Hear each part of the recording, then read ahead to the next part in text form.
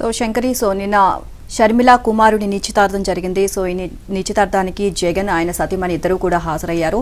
So అన్న అందులోనూ CM వస్తుంటే ముందు వెళ్ళి ఆమె ఆహ్వానించడం ఇలాంటివి ఏమీ జరగలేదు. స్టేజ్ పైన కూడా ఇద్దరు కూడా కొంచెం అంతా కలివిడిగా ఉన్నట్లు కూడా కనిపించలేదు.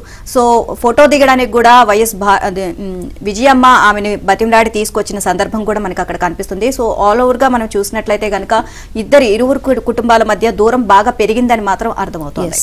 యాంటికబ్బా ఇప్పుడు ఆమె రావడం అంటూ సోదరి షర్మిలను కలిసేందుకు ఇష్టపడిన జగన్ అయితే నా కుమారుడి పెళ్లి కార్డు గేటు దగ్గర సెక్యూరిటీకి ఇచ్చిపోతా అని చెల్లి షర్మిల స్పందన. దీంతో తప్పనిసరి పరిస్థితుల్లో చెల్లిని కలిసి మేనలుడి వివాహ పత్రికను జగన్ అందుకున్నారు. ఇది మొన్నటి చిత్రం. ఇక నిన్న హైదరాబాద్ శివారులోని ఓ రిసార్ట్ లో జరిగిన నిశ్చితార్థం వేడుకలోనూ ఇద్దరి మధ్య విభేదాలు బయటపడ్డాయి.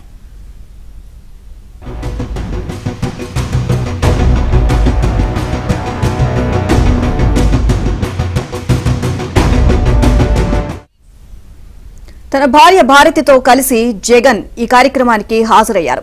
అంతకు ముందు తనకు ఎదురైన అనుభవం వల్ల కాబోలు జగన్ వేదికపై ఉన్న ఆ ఒక్క నిమిషం కూడా షర్మిల ఆయనతో కలివిడిగా ఉండలేకపోయారు. స్వయాన సోదరుడు అందున రాష్ట్ర ముఖ్యమంత్రి వస్తున్నప్పుడు 2 అడుగులు ముందుకు వేసి ఆహ్వానించి కాబోయే కోడల్ని పరిచయం చేయడం వంటివి జరగాలి. కానీ జగన్ దంపతులు వస్తున్నా ఎక్కడున్న షర్మిల అక్కడే నిల్చున్నారు.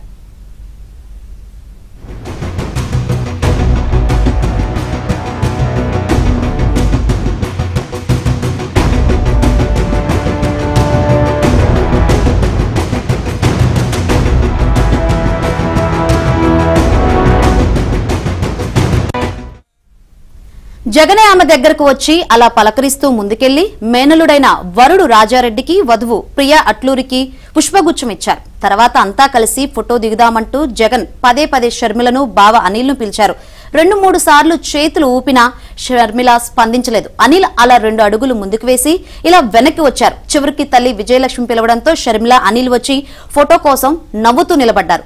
మొత్తంగా నిమిషం కూడా జగన్ వేదికపై ఉండలేదు. ఇక ఇదే విషయం గురించి మరింత సమాచారాన్ని మా ప్రతినిధి రాజేష్ అడిగి తెలుసుకుందాం. రాజేష్, మరోసారి విభేదాలు బహిర్గతమైన పరిస్థితులు అయితే కనిపిస్తుంది. నిన్న నిశ్చితార్థ వేడుక వచ్చి జగన్ దంపతులు ఒక నిమిషం కూడా ఉండని పరిస్థితులు చూసాం. ఏంటి ఓవరాల్ అప్డేట్స్? Good morning. మొత్తానికి నిన్న షర్మిల కొడుకు రాజారెడ్డి వివాహ నిశ్చితార్థ వేడుకలో మరోసారి వైఎస్ఆర్ కుటుంబంలో ఉన్న విభేదాలు బయటపడ్డాయి. గతంలో షర్మిల తన కొడుకు నిశ్చితార్థ వేడుకకు జగన్మోహన్ రెడ్డిని ఆహ్వానించేందుకు వెళ్ళినప్పుడు జగన్మోహన్ రెడ్డి దాన్ని రిసీవ్ చేసుకున్నట్లు కూడా వార్తలు వచ్చాయి. దాంట్లో భాగంగా షర్మిల అప్పట్లో కౌంటర్ కూడా ఇచ్చారు. ఒకవేళ తన కొడుకు వివాహ వేడుకకు అన్న జగన్మోహన్ రెడ్డి ఆంధ్రప్రదేశ్ ముఖ్యమంత్రి హోదాలో కాకపోతే ఆహ్వాన పత్రికను తన గేటు వద్ద వదిలి వస్తానంటూ ఆమె ఇచ్చినటువంటి అల్టిమేటం అప్పట్లో చర్చనీయాంశంగా మారింది.